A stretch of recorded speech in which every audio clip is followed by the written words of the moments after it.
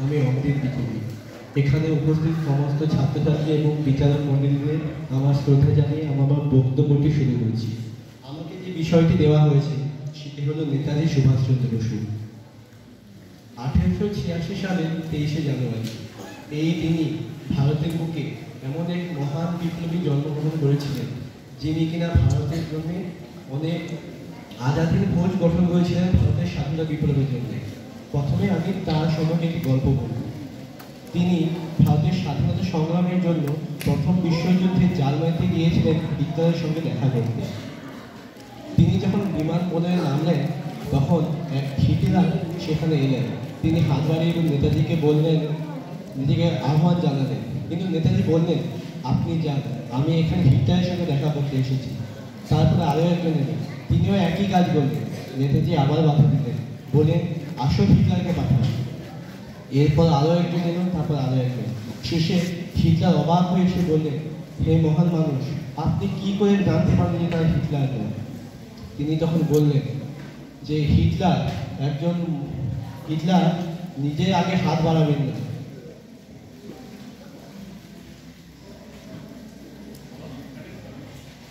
Hitler তিনি নিজে হাত বাড়ান না, নেতাজি হাত বাড়েন, তবেই তিনি তাকে স্বাগত জানাতেন। এই দেখে নেতাজি উপস্থিত বুদ্ধি দেখে হিটলার অনেক খুশি হয়েছিলেন। তারপর নেতাজি যান জাপানে। সেখানে গিয়ে তিনি আজাদির ফৌজ গঠন করে ভারতের স্বাধীনতা যুদ্ধে যোগ দেন। যদিও বা আজাদির ফৌজ সফল হতে পারেনি, তবুও তার অবদান ভারতের স্বাধীনতা সংগ্রামের ইতিহাসে আজও অমর। নমস্কার। নমস্কার, আমি আমার বিদ্যালয়ের সকল শিক্ষককে প্রণাম জানিয়ে আমি আমার বক্তব্যটি শুরু করব। আমার বক্তব্যের বিষয় হলো জলই জীবন। আমরা জানি পৃথিবীতে 3 ভাগ জল এবং 1 ভাগ স্থল আছে, কিন্তু সুপেয় জলের পরিমাণ হচ্ছে মাত্র 10%, যেটি হচ্ছে পানীয় জল।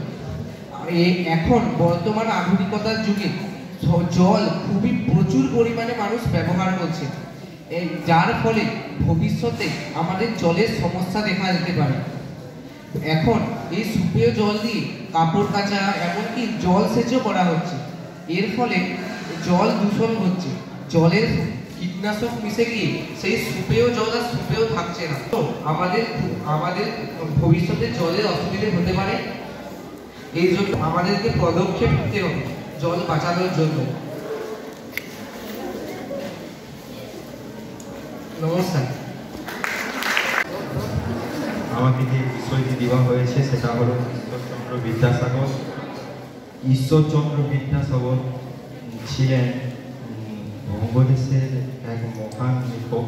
তিনি আমাদের জন্য বর্ণ পরিচয় লিখেছেন, যা থেকে আমরা বর্ণ শিখতে পেরেছি। তিনি মেদিনীপুর জেলার বীরসিংহ গ্রামে জন্মগ্রহণ করেছিলেন ঠিকই, কিন্তু তিনি সারা দেশে তার মাহাত্ম্য প্রচার করেছিলেন। তিনি বিদ্যাসাগর বলতে আমরা প্রথমে যেটা জানতে পারি যে তিনি বাল্যবিবাহ প্রচলন করেছিলেন এবং তিনি নারী শিক্ষার জন্য অনেক বিদ্যালয় স্থাপন করেছিলেন।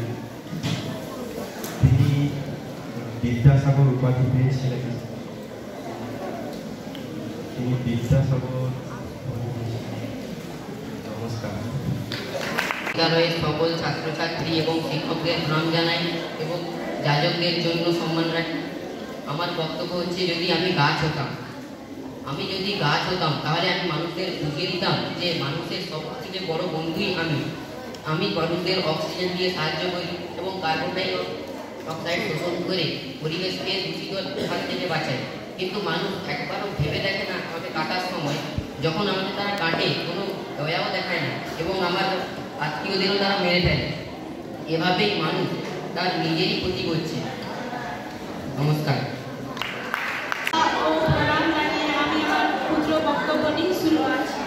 আমার বক্তব্যের বিষয়টি হচ্ছে মোবাইল ফোনের অপব্যবহার। আমরা সকলেই কম বেশি জানি মোবাইল ফোন জিনিসটি কি। মোবাইল ফোন জিনিসটি হলো এমন একটি জিনিস যেটি বিজ্ঞান প্রযুক্তি দ্বারা তৈরি। মোবাইল ফোনকে অনেকেই স্মার্টফোন বলে থাকে। এই স্মার্টফোন যেমন ভালো, তেমনি এর অনেক খারাপ দিকও রয়েছে। যেমন স্মার্টফোন এসে আমরা অনেকটাই বিজ্ঞানের প্রযুক্তিটি উন্নত করেছি, তেমনি এটি আমাদের আরও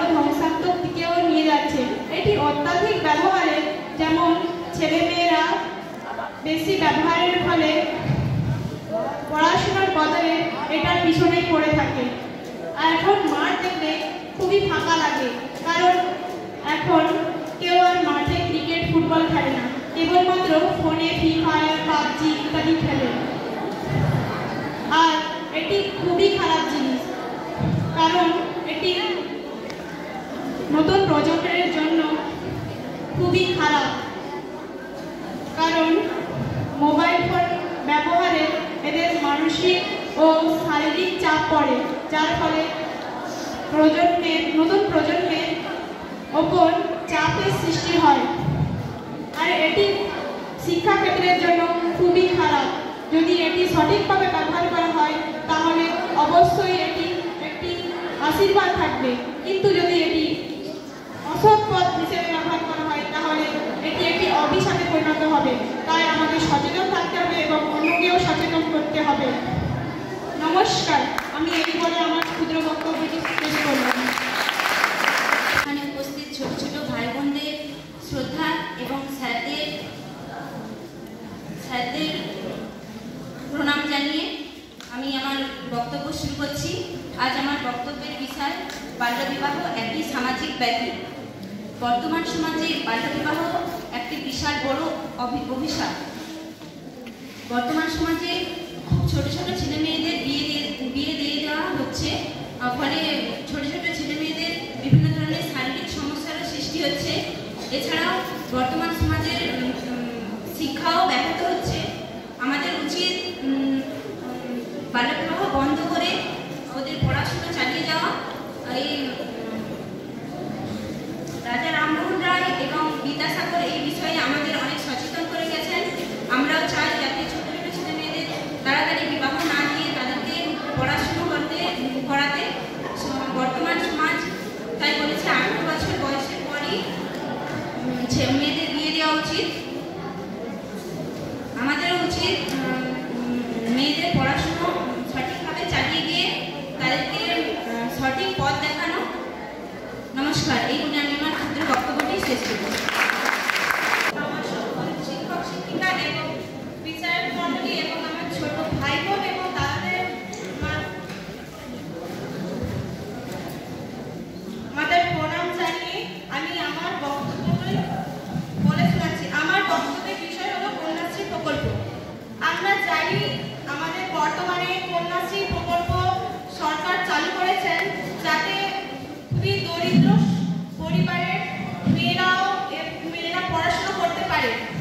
আমরা জানি আমাদের সমাজে অনেক কুপ্রথা চালু রয়েছে, যেখানে ছেলে মেয়েদের বিচার করা হয়, যেখানে আমাদের পরিবারের বাবা মাও আমাদের ছেলে মেয়েদের নিয়ে ভুল ধারণা রয়েছে। তারা মনে করেন ছেলেদের শুধু পড়ার অধিকার আছে, কারণ তারা বড় হয়ে চাকরি করে রোজগার করে বাড়িতে আনবে, কিন্তু মেয়েদের নিয়ে তাদের এই ভাবনাটা নেই। তাই সরকার আমাদের জন্য ভেবেছেন এবং কন্যাশ্রী প্রকল্প চালু করেছেন, যাতে শিক্ষার্থীরা 18 বছর পড়াশোনার পর একটি টাকা পায়, 25,000 টাকা